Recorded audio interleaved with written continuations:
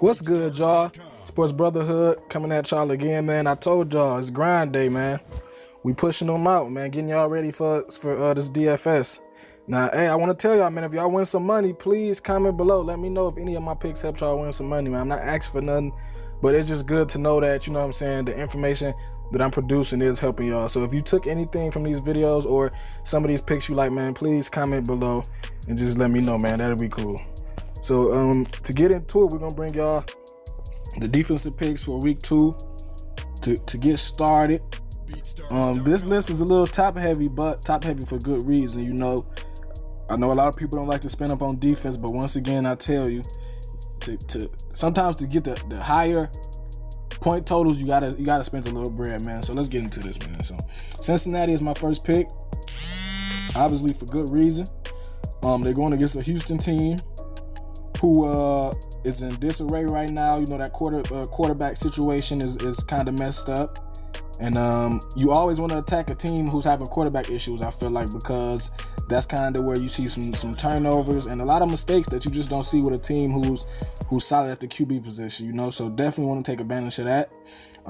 It's a low-scoring game, so that's another thing to think about when you're picking your defense. You always want to aim for the lower point totals, because the higher point totals, them points just going to tear up your defense. It's going to tear up your defense, you know what I'm saying, really producing for your lineup. So you always want to aim at that low point total, so you just have a little floor, so you know that at least your defense is not going to get torched. You don't really want that.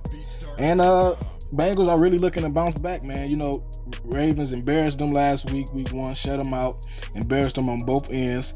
And I really feel like Bengals going to come out here with something to prove on both sides, and we should see energized and Bengals team that's ready to go, especially on defense. And at home, it's just a good pick, man. 3,900, so check them out, Cincinnati. Next, we got Seattle. Now 4,000, sometimes you would look at it and say that's a lot for a defense, but in this situation, I feel like you'll get your bang for the buck. We know the Seattle defense has been one of the top defenses the last 4 or 5 years. That's not a secret. They're going against San Francisco, who is a clear mismatch in my eyes. On both sides of the ball, San Francisco probably will not be able to handle them at all. Then we know that 12th man in Seattle, the home crowd, is going to be rocking, man. I feel like 49ers just going to kind of be a little shaky on the road, especially with them not having really any playmakers to combat the Seattle defense. And to make matters worse, Seattle will have to face a very, very angry San Francisco will have to face a very, very angry Seahawks defense. Now, Seahawks is one of the teams that they take losses to heart, you know what I'm saying? And they lost to Green Bay, a team that they really don't like losing to. And they didn't really look too good on either side of the ball, you know, last week. So they're gonna come in a home game, and I think they really gonna want to do some embarrassing things to this San Francisco offense. I can see some turnovers, man, and I can just see a lot of just mistakes from San Francisco, just because the environment, the intensity level, they won't be able to match the intensity level of the Seahawks. So another good pick, man, and we're gonna keep it moving. Next, I have at the top 4,100, so a little bit higher than the Seahawks, but for good reason. You know, Cardinals defense is another defense who's been, you know what I'm saying, pretty good the last 3 years with Matthew Peterson, the likes of them guys, and he has a good front eight. Going against a Colts team that's in full tank mode, and that's another thing you want to attack in DFS, man. There's a lot of teams that are in tank mode, so which basically means they're not really even trying to put playmakers or put a competitive team on the field. And I feel like without Andrew Luck, that's basically the Colts. Another QB issue we can attack. I don't know if Tozin gonna start again or if they're gonna go Brissett, but I think either or, it's just not enough. Because we've seen Brissett do good at the Pat system, but I think it's just two different systems, two different teams. It's not enough offense or just structure around that coach team for any quarterback to have success, besides an elite quarterback like Andrew Luck.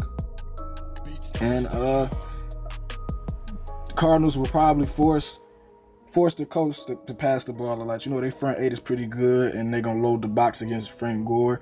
So when you kind of one dimensional, as in the Cardinals kind of know that that the only really option they got right now to Andrew Luck get back is Frank Gore. So I feel like they're gonna bottle up that run game and force the coach to pass a lot, which bodes well for the defense.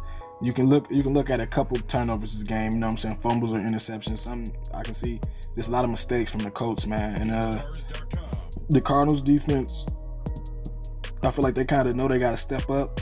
Now since the running back is out, so the offense may not be able to score as much as they did. So the defense probably would take it upon themselves to start performing better overall.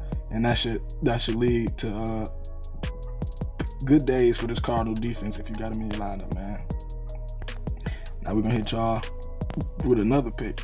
Now, typically you won't get the picks from the top 4, but I didn't really notice it till I got done doing my research, and I looked like, damn, you know what I'm saying? These is top 4, but at the end of the day, they matchups is just, you can't deny them, man. It's like sometimes you don't want to spend up, but when you do your research and you kind of break down each game and you're just looking at the matchups, man. If a team match up good, if a defense match up good against a weak offense, you have to attack it, man. You have to use it, and you got to be smart on picking the right one, you know. Now, all the time, it's not going to be good to go top heavy on defense, but in this situation, the matchups is too good. This is another one, man. We got the Ravens at 3,700. So, not too bad, I feel like. With some of the value plays at other positions, I think this week is the week you can pay up for defense. What can I say about the Ravens, man?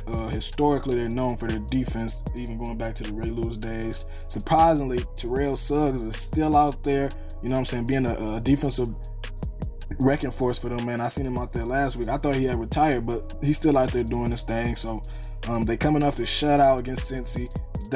Totally dominated Andy Dalton, forced him to throw 3 interceptions, and it really was a bad day for Bengals all around with their offense, man. And the Browns, they allowed 4 sacks and they threw a pick against the Steelers last week, so we know there's the turnover possibility coming from the Browns just from them being a young team this year, and the rookie quarterback is his first game on the road.